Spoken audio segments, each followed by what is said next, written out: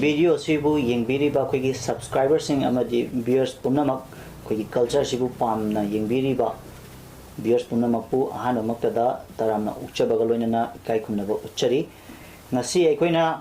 उनजबगी पुदन लाक्चरीबा video सि अखोगी कोसेम न लौखिबा 12 की एग्जामिनेशन दा सब्जेक्ट टॉपर ओइना थांगतागी टॉपर ओइरखरबा अखोगी इचल सिंग उनबगी तंजा अदु लौजबगी वीडियो पुदन लाक्चरी मियाम मियेंग तामिनसी अहान मक्तदा अखोगी मांग लेंसिन बेरिबा अखोगी इचल सिंग पोकपा पाबुंग अमदे इबोक लेंसिन न लेबिरे अदो इचल अनिसु लेंसिन न लेजरे अहान बवांग से अखोई पाबुंग दा लाक्चगे अदो पाबुंगे अहान बैना अखोइना खंजनिंगी से पाबुंगी मिंग अदुगा अखोगी इचल पोकपा इमा पलेंगी मिंग अदुगा अखोगी लाइफम एरिया से अखोगी लेकाई जब तारे सिगुंबा समलपा खितंग पाबुंग ना अहान बैना थंबियो आईगी मिंग विवेकानंद कौजे आई लमलाई मखालका वार्ड नंबर 8 मुक्जबनी आई लोइना बिना मेम कौई अदे आई इचानुपी याई मसिना तेज लक्ष्मी अदगी इचानुपी इनाउपी मचासिना दैना कौई मागी पोकपा ममाना मेनथोई कौई हाय याम नुआजे मखा चथजर कोइना पाबुंग दम लाक्चेगी अखोगी अखोइना खंजनिंगिबा सि पाबुंदगी अखोगी इचन हाइजे बतारे को इचल अनिसिना से अखोगी थांगतागी सब्जेक्ट सिदा माइ पाकना टॉपर ओइरकसे अखोगी पाबुंगी थमोइदा अखोगी इहुलदा करी फाउबीबगे दुम खतंग पाबुंगना खतंग थंबिरम हाइजेगे याम नुआजे मबानीना टॉपर ओपसे अखोई मिते पीता खंगोती हाय दुकि मति हराव नुआइबा कल्चर गिजु मरी लेनबा अखोइना सरुया हलगा मोइसे मयामदे मिक्सर लो हाइना अखोइना थाजब हाय याम नुआय अदो पाबुंग अखोगी इचलनी सिना अखोगी माइ पालकपसिगी मखा चथरा कोइना अखोगी महे हाइजे बतारे को मखा ताना दुमक अखोगी थांगतागी लमसिदा मखा ताना मोगी पामजबोइना चहन बिगिगे हाइना खलिब्रा नत्रगना अखोगी पाबुंग हैगी वखलोंदा अखोगी महेगी एजुकेशन की लाइन तोंगाना जनरल लाइन ओइना तमदहन बिगी वखलोन लेबिब्रा कमाइना लेबिरी पाबुंग आईगी मोतदी माना पामजरिबिसे मसी अखोना दम फुल सपोर्ट तो अदु ngasiबोद मखोइना पामदो अखोइना कारिमदा थिंबा लेति लाइचु अतोपा लाइन की दसु मोय दुम होनी को होना बजु दुम कले मबानी जा होना बकले अदना मोयना तौगे हरगते तो पाई थागे याम नुआजे कोइ मखा सथा जो कोइना इबोकता इन हांगजरगे इबोक कैसु थोइ दोपा वा हांगदी हांगजरगे कोइगे इबोकी मिंग दो मयाना खंगजाउ न बा हाजबदारे को इबोकी मिंग अदुगा लाइफम दे दम एरिया दि पुले जगह बुदि तासु इबोकी मिंगा लाइफम जिगदंग अहान बोइना इबोंग थंबिरम इरोमोंग बे कुंजराचे अगर लाइफम नमनाय मखारे काय अदो इबोकी इशू नुपी अनिसे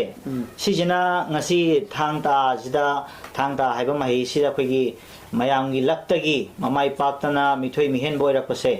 इबोकी थमोइदा करी फाउबीबगे दुम खतंगा थंबिरम इबोना ओय इशू अनि माइ पालकपसे याम हराउ हाइबदी नुपी मजानी माइ पालकपसि मक्तबो लोइनो अखोगी हराउनिंगाई पेनिंगाई ngakthani ibok yam penbi hai अखोगी मखा चथजर कोइना अखोगी इचल अनि दा लाक्चरगे को अद इचल अनि की मिंग से अहान बदा खंजनिंगी अदना युमनाक अदुगा इचल सिंगी मिंग मथंग मथंग ओइना अमम तोइना इचल लगी हान हौरगा हेक्ता हाइबिरो अगी मिंग कंगुजम दाइना अगी पोप इमागी मिंगना कंगुजम उंबी मेमथोय बाबागी मिंगना कंगुजम मोहेंद्रो ओय याम इचल गी मिंग अमतंग हाइबियो आई मिंग येंद्रेंबम तेज लक्ष्मी जनु दुगा बाबागी मिंगना येंद्रेंबम विवेकानंद मैते दुगा को मागिना येंद्रेंबम ओंबी मेमलेमा ओके याम नुआजरे मखा जन सथजरागे इचल अनि दा हाजबगा को खगी इचल अनि ना ngasi थांग तादा माइ पालकपसिगी खगी मार्क स्कोर हाजब तारे को खगी स्कोर क्या तौरकिबनो अदुगा थांगता खक्तदा नतना अतोपा सब्जेक्टा लेटर गुम चटपा यावब्रा यारगदी अदुमसु मरिक चुमना हाजे तारे को सब्जेक्ट लोइना खगी मार्क स्कोर तौरपसिंगदो अदुम तंग थंबिरम ए थांगता जे अदुम 100 स्कोर तौबो ngame ओ फुल नम फंगबको अदुगा मणिपुरी सब्जेक्ट एमआईएल सिदा 196 फंगे 96 मार्क याम वांग फंगना लाए अतोपा सब्जेक्ट सुको अद इचल की सो अदुम कमाइना मार्क या फंगनो अदुम तंग थंबियो आई थांगता हाइबा सब्जेक्ट सिदा 100 आउट ऑफ 100 फंगे अदुगा इंग्लिश तना 100 मनुंगा 80 अदुगा मणिपुरी तना 90 फंगे और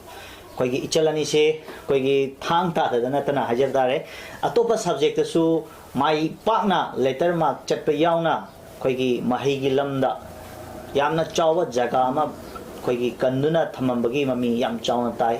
ꯁꯤꯒꯨꯝꯕ ꯍꯣꯠꯅꯕ ꯀꯟꯕ ꯏꯆꯜ ꯉꯥꯛꯇꯅꯤ ꯇꯨꯡꯗꯁꯨ ꯃꯥꯏ ꯄꯥꯛꯄ ꯑꯣꯏꯕꯤꯌꯨ ꯍꯥꯏꯗꯅ ꯑꯩꯈꯣꯏꯒꯤ ꯃꯥꯏ ꯄꯥꯛꯂꯛꯄꯁꯤꯗ ꯑꯩꯈꯣꯏꯒꯤ ꯊꯥꯒꯠꯆꯕꯁꯨ ꯑꯩꯈꯣꯏ ꯃꯥꯏꯀꯩꯗꯒꯤ ꯐꯣꯡꯗꯣꯛꯆꯔꯤ ꯃꯈꯥ ꯆꯠꯊꯖꯔꯛꯄ ꯑꯣꯏꯅ ꯑꯩꯈꯣꯏ ꯏꯆꯜꯗ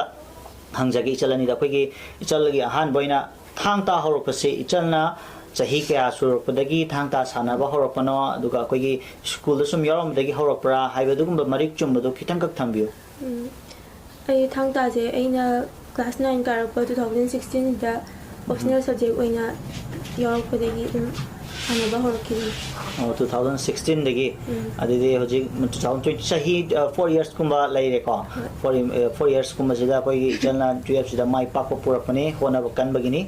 ꯑꯗꯣ ꯃꯈꯥ ꯆꯠꯊꯖꯔꯛꯄ ꯏꯆꯜꯒꯤꯁꯨ ꯈꯪꯖꯍꯧꯔꯒꯦ ꯑꯩꯈꯣꯏꯒꯤ ꯏꯆꯜꯅ ꯍꯧꯔꯛꯄꯁꯤ ꯑꯗꯨꯝ ꯆꯞ ꯃꯥꯟꯅꯅ ꯍꯧꯃꯤꯟꯅꯔꯛꯄ꯭ꯔꯥ ꯅꯠꯇ꯭ꯔꯒꯅ ꯆꯍꯤ ꯀꯌꯥꯗꯒꯤ ꯍꯧꯔꯛꯄꯅꯣ ꯑꯗꯨ ꯑꯝꯇꯪ ꯃꯔꯤꯛ ꯆꯨꯝꯅ ꯊꯝꯕꯤꯌꯨ ꯑꯩꯁꯦ ꯑꯩꯈꯣꯏ ꯆꯦꯁꯤꯒ ꯑꯗꯨꯝ ꯆꯞ ꯃꯥꯟꯅꯔꯦ 2016 ꯀ꯭ꯂꯥꯁ 9 ꯀꯥꯕꯁꯤꯗ ꯑꯗꯨꯝ ꯍꯧꯔꯛꯑꯦ ꯉꯁꯤ ꯐꯥꯎꯕ ꯑꯗꯨꯝ ꯆꯠꯊꯖꯔꯤ ꯂꯩꯗꯣ ꯑꯣꯀꯦ ꯌꯥꯝ ꯅꯨꯡꯉꯥꯏꯔꯦ ꯑꯗꯣ ꯊꯥꯡ ꯇꯥ ꯁꯥꯟꯅꯔꯛꯄꯒꯤ ꯂꯝꯕꯤꯁꯤꯗ ꯑꯩꯈꯣꯏꯒꯤ ꯏꯆꯜ ꯑꯅꯤꯅ ꯍꯣꯠꯅꯔꯛꯄꯁꯤ ꯀꯔꯤꯒꯤꯗꯃꯛꯇ ꯍꯣꯠꯅꯔꯛꯄꯅꯣ ꯑꯗꯨꯒ ꯀꯔꯤ ꯃꯔꯝꯗꯒꯤ ꯊꯃꯣꯏꯗ ꯀꯔꯝꯕ ꯏꯍꯨꯜ ꯂꯥꯛꯄꯗꯒꯤ ꯑꯩꯈꯣꯏꯒꯤ ꯄꯥꯝꯗꯅ ꯊꯥꯡꯁꯤ ꯂꯧꯔꯛꯈꯤꯕꯅꯣ ꯍꯥꯏꯕꯗꯨꯃꯛꯇꯪ ꯏꯆꯜꯗꯒꯤ ꯍꯥꯟꯅ ꯑꯝꯇꯪ ꯄꯥꯎ ꯇꯝꯕꯤꯌꯨ ꯑꯩꯗꯤ ꯑꯗꯨꯝ ꯁ꯭ꯀꯨꯜꯗ ꯊꯥꯡ ꯇꯥꯒꯤ ꯁꯕꯖꯦꯛ ꯑꯣꯏꯅ ꯌꯥꯎꯔꯛꯄꯗꯒꯤ ꯑꯗꯨꯝ ꯑꯩꯈꯣꯏꯒꯤ ꯏꯅꯥꯠꯀꯤ ꯑꯣꯏꯕꯒꯤ ꯑꯗꯨꯝ ꯂꯧꯅꯤꯡꯕ ꯐꯥꯎꯈ꯭ꯔꯦ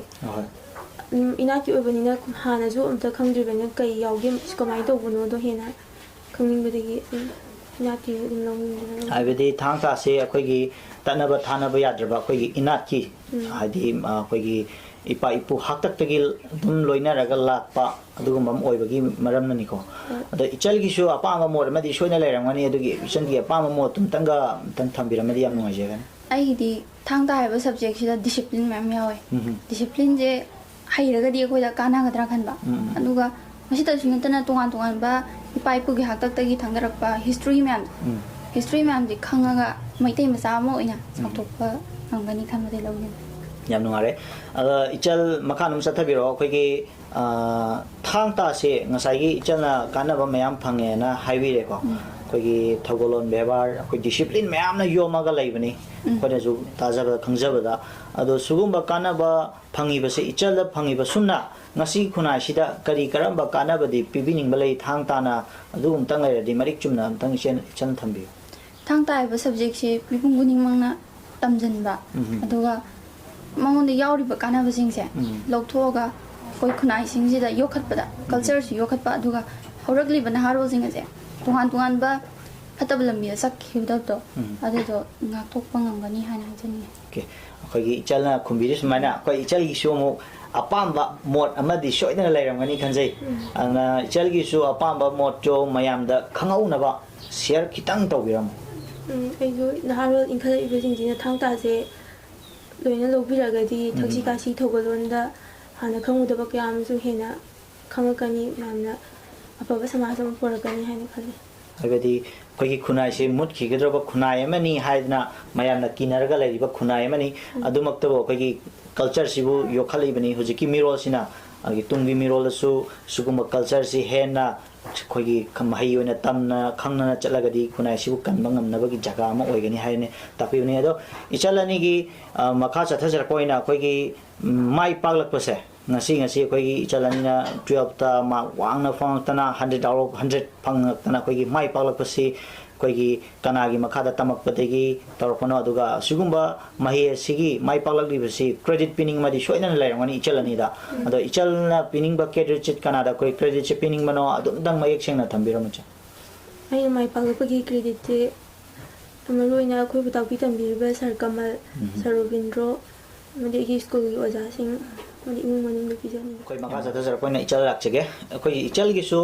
ꯃꯥꯏ ꯄꯥꯛꯂꯛꯂꯤꯁꯤꯒꯤ ꯃꯔꯝꯗꯀꯣ ꯑꯩꯈꯣꯏꯒꯤ ꯀ꯭ꯔꯦꯗꯤꯠꯀꯨꯝꯕ ꯄꯤꯅꯤꯡꯕ ꯂꯩꯔꯒꯗꯤ ꯏꯆꯜꯒꯤꯁꯨ ꯃꯔꯤꯛ ꯆꯨꯝꯅ ꯈꯤꯇꯪ ꯊꯝꯕꯤꯔꯝꯃꯨ ꯑꯩꯒꯤ ꯐꯨꯜ ꯀ꯭ꯔꯦꯗꯤꯠꯁꯦ ꯑꯍꯥꯟꯕ ꯑꯩꯈꯣꯏ ꯕꯕꯥ ꯍꯣꯏ ꯃꯃꯥ ꯍꯣꯏ ꯃꯣꯏꯅ ꯁꯞꯄꯣꯔꯠ ꯇꯧꯕꯤꯔꯛꯄꯅꯦ ꯁꯤꯁꯦ ꯑꯗꯨꯒ ꯑꯅꯤꯁꯨꯕꯗ ꯍꯥꯏꯔꯒꯅ ꯑꯩꯈꯣꯏꯒꯤ ꯀꯟꯁꯜ ꯇꯤꯆꯔ ꯍꯥꯏꯇꯥꯔꯦ ꯑꯩꯈꯣꯏꯁꯤꯕꯨ ꯈꯨꯠ ꯄꯥꯏꯗꯨꯅ ꯇꯥꯛꯄꯤꯔꯤꯕ ꯁꯥꯔ ꯀꯃꯜ ꯀꯨꯃꯥꯔ ꯑꯃꯗꯤ ꯄ꯭ꯔꯦꯛꯇꯤꯀꯦꯜ ꯁꯔꯨꯛꯇ ꯊꯋꯥꯏ ꯌꯥꯎꯅ ꯇꯥꯛꯄꯤꯔꯤꯕ ꯁꯥꯔ ꯔꯣꯕꯤꯟꯗ꯭ꯔꯣ ꯏꯕꯥꯅꯤꯗ ꯄꯤꯖꯅꯤꯡꯉꯤ ꯌꯥꯝ ꯅꯨꯡꯉꯥꯏ ꯑꯗꯣ ꯑꯩꯈꯣꯏꯒꯤ ꯋꯥꯔꯤꯁꯨ ꯂꯣꯏꯁꯤꯜꯂꯛꯀꯗꯧꯔꯦ ꯑꯗꯣ ꯋꯥꯔꯤꯁꯨ ꯂꯣꯏꯁꯤꯟꯗ꯭ꯔꯤꯉꯩꯗ ꯏꯆꯜ ꯑꯅꯤꯗꯒꯤ ꯈꯪꯅꯤꯡꯕ ꯑꯩꯈꯣꯏꯒꯤ ꯄꯨꯟꯁꯤ ꯋꯥꯔꯤ ꯍꯥꯏꯖꯕ ꯇꯥꯔꯦꯀꯣ ꯑꯩꯈꯣꯏꯒꯤ ꯊꯥꯡ ꯇꯥꯒꯤ ꯂꯝꯁꯤꯗ ngasi baw gi lai ba lambi khongsat sida khoi gi awa mayam ma thengnarangani adagi nungai bai saruk su mayam leirangani khanje ngasai gi thang ta tamdai horok dai na ngasi baw gi matang sida warakhiba nungai rakhiba duguma mayam leiriba wari stu khoi gi samlap pa wari kitang orsu chal singna wari oina paw dan biram ai class 9 karapodagi practical de Sunday kudingi school gi sarlina Sunday kudingi kawraga practical tambiwa ado practical de yaung nam wari ni practical de ado ko me apuna tawbudo sarwina jam thawa yaung hona bibanina khena ko de hena khangning ba awa do ko thoga makata na sananing bo dum po hala yam ngai yam ngai do nungai ba se akhoi gi ngasai school gi jang chalu ba orbana traga akhoi gi thang ta se tarok podagi thang ta ga mari leina ba khoi gi achievement gumba phangi ba khot ki ba dugumba tournament gumba or suka dugumba leibra leiradi dugumba su khitang thambiramo ai tournament di yang di yaw dri ba ko ai chal ma kha cha cha point na khoi ichal gi su punsi wari nungai ba gi awa ba gi dugumba khitang share to biram ai ju nungai ba wa ba dum thengne practical magda taw ju school da khoi gi sarkaman na masagi achin bo ma kai thoga ko tonga na magi kai karimba kana bana tra ju monda kathokpa malona Sunday kudingi kana tawbi ba practical tawbi ba ada chathok chajin je khara lape khoi lamnai de nya bobi tan chappa je hoi adu gari gi phibam phatamina ko adu mo su awa thengne mi thang tan pi na thang ta lor kai dau doino samana thana habi ba hai da adu mo jang ngai ta ba thengna gi ko nuga ngai bida har na kano khoi gi school gi oina tournament mi chatle ada ai medal mayam dum khara phang ngam ke ai tare khoi gi medal je mai pala first gumba first second gumba tar ki bra dei position oina first oina lor ki bra kamai ta goal gumba ai kana tawe bronze lo jare bronze medal je ichal gi je sida leiba khoi lei se oiduni ko ichal se khoi gi thang ta gi lamda school gi ngasi 12 ki exam da mai pala padana tana tournament show khoi gi mai pala pa bronze medal phangdana leiba khoi gi ichal oibirame yam nungai je are ichal makha cha thajar koina khoi gi ichal ani na tamlak liba mahe sida kana badi mayam marum phange hai basu ichal sina su takpire ada phangliba ichal ani da phangliba kana ba sa amam toina ichal lagi horaga ngasi gi horak liba mirol asida hai tare ichal singi junior sing na mu senior or akadani hogla liba junior sing sida kari karamba kana ba message pinning ba lei aduga leiraga di adu mo message to ichal lagi horaga kitang kak thambiram ai di horok liba ai makha ta ban harol jing ge thang ta gi lambi de changhan ninge atai subject su lor ju thang ta ji ju adum changhan hangan ninge ba moida thang ta gi culture jina khoi gi proof si ju mariam de sakta ko de ju asoba tu tholang su logani ado moida discipline hongna no kya ma ju hena khanga ko de ju moida yamna kana ba phangani hen khale okay ichal lagi muksum kitang ta janing ichal gi su paw kitang tambio ai de horok li bana harol singa ji ne kanu je thang ta je lan gi mo ong do u je haning de hoji ki matam di education gi lom na ju la e aduga sports lom na ju la e aduga moina sum haina bi yaw ko sports sanga ga oza ho duni ko tuni ga nem haiba do sigum ba gi na traga su tongan ba scholar or je subject sta ko aduga tijal laga hena culture ji mo tak na bugi da ma male me tak na bugi da ma apa ba me am khomsa laga ne kan to ani yam nungai je ichal ani dagi mamal yam laba khoi gi ichal singi punsi wari samlapa mayam da pawdam jabaga loinana ngasi akhoi gi ichal ani amadi pabung adagi ibok unabagi tanja asi matang da loshinjina ba mayam dagi mujir akhoi hoje mai paklaba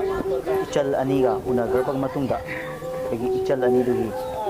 khutlon khonglon thanglon mayam adu mayam da thokchana ba hai akhoi tanja du lojaraga mayam da yeng ta binna ba mayam gi pukning shunshin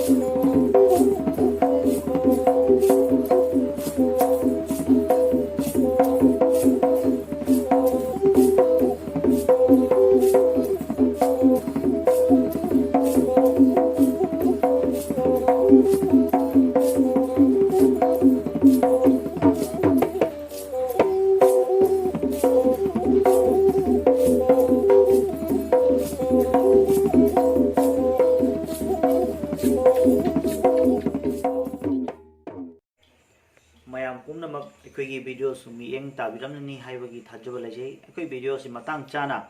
upload tawba ngamjawdre habidi akhoi covid ki pandemic laibana maram oiraga video si miyam da akhoi mieng ta hanbagi kudong chabadu kitang thendagre miyam na waro biroi akhoi video si soi ki balang ki bakibik miyam na ngakpiu amadi akhoi asoi biar semdok ngamnabagi damak tanja pibi boina akhoi comment tawbiu कोई ममांग आइडिगी तुम हाइजबने कोई video खुदी मक्ता ma'am की suggestion comment याउद्रगदी कोई असोब Aran बखिबि आथोपजु ngamnagi तंजा कोई हेन पिबिरकनी हाइबगी थाजब थमजबने अदुगा कोई मखा ताब वीडियो सु हेन चथाजा माइ पापा ngamnama कोई सपोर्ट कोई सब्सक्राइबर्स इन व्यूअर्स की थौजागी ngaijabगा लोइना कोई